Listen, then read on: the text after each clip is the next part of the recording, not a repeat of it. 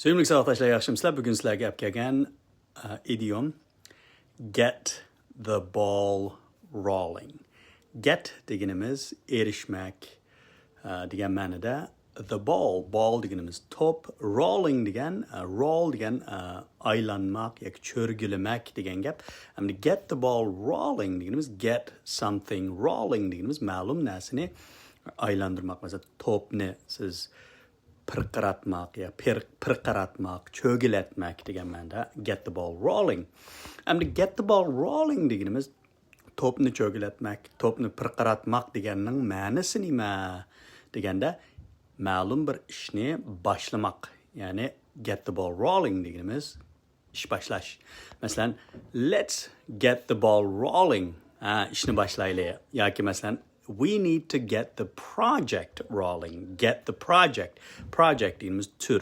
Masalan, biz turni boshlashimiz kerak. Yoki masalan, sometimes the hardest part is getting the ball rolling. Ba'zi chog'larda eng qiyin ish bir ishni boshlash degandek. Sevimli savoqdoshlar, get the ball rolling, boshlamak. Nurg'un vaqtlarda bir ishni boshlamak biroz tez, lekin boshlab davomlashtirgandan keyin oxiri g'alabaga erishgili bo'ladi. Shuningga let's get the ball rolling.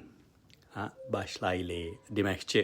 Hamda ingliz tilini sistemli o'rganmoqchi bo'lsangiz, Atlan Academy'ning har qaysi ijtimoiy taratqularga agishdan boshqa, yana Atlan Academy'ning sistemli kurslariga o'zingizning saviyangiz va o'zingizning nishoniga masalda qatnashishni cho'qim unutib qolmang.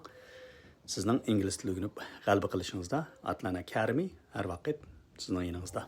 See you next time. Kelar qitim ko'rishguncha omon bo'ling.